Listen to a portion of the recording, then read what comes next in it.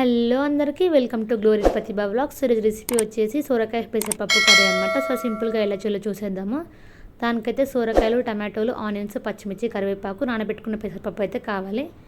So ముందుగా కడాయి పెట్టేసుకొని oil వేసుకొని వేడిన తర్వాత జీలకర్ర, ఆవాలు వేసుకొని అవి ఫ్రై అయిపోయిన తర్వాత ఆనియన్స్, పచ్చిమిర్చి వేసేసుకొని మంచిగా ఫ్రై చేసుకోవాలి. దాంట్లోనే కరివేపాకు కూడా వేసేసుకొని వేయించుకోవాలి. ఆనియన్స్ బ్రౌన్ అయిన తర్వాత అల్లం వెల్లుల్లి పేస్ట్ అలాగే పసుపు కూడా వేసేసుకొని మంచిగా ఫ్రై చేసేసుకోవాలి.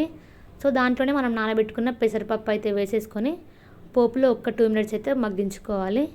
సో ఆయిల్లో పెసరపప్పు వేయించుకుంటే కొంచెం టేస్టీగా ఉంటుంది అన్నట్టు, అందుకని ఆయిల్లో వేస్తున్నాను. కొంతమంది కూరగాయలు వేసిన తర్వాత వేసుకుంటారు, అలా కూడా బాగుంటుంది. సో దాని తర్వాత అలాగే మనం కట్ చేసి పెట్టుకున్న సోరకాయ ముక్కలు, టమాటో కూర వేసేసుకొని మంచిగా పోపులో కలిసే విధంగా కలిపేసుకొని దానిపైన కొంచెం సాల్ట్ కూడా వేసేసుకొని కలిపేసుకోవాలి. అవి కాస్త మగ్గించుకోవాలి మూత పెట్టేసుకొని.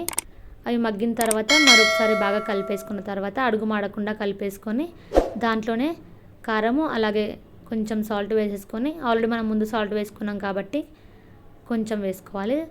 కలిపేసుకున్న తర్వాత దాంట్లోనే 2 గ్లాసుల వాటర్ అయితే వేసేసుకొని పప్పు ఉడికేంత వాటర్ అయితే వేసేసుకొని కలిపేసుకొని కొంచెం ధనియా పౌడర్ వేసేసుకొని అలాగే రుచికి సరిపడా సాల్ట్ కూడా వేసేసుకొని కలిపేసుకొని కొంచెం చింతపండు వేసేసుకొని మరొకసారి కలిపి మూత పెట్టేసుకొని మగ్గించుకోవాలి. సో పప్పు ఉడికేంత వరకు అయితే మనము మగ్గించుకోవాలన్నమాట. చూసారు కదా, పప్పు అయితే ఉడికిపోయింది.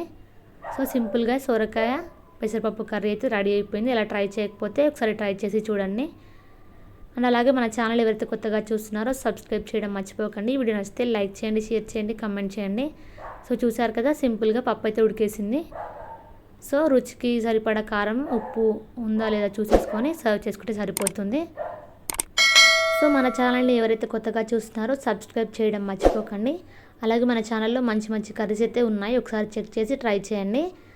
సో నచ్చితే లైక్ చేయండి, షేర్ చేయండి, కమెంట్ చేయండి. అలాగే మంచి మంచి రెసిపీస్ అయితే ఉన్నాయి, ట్రై చేయండి. So thanks for watching. Subscribe my channel.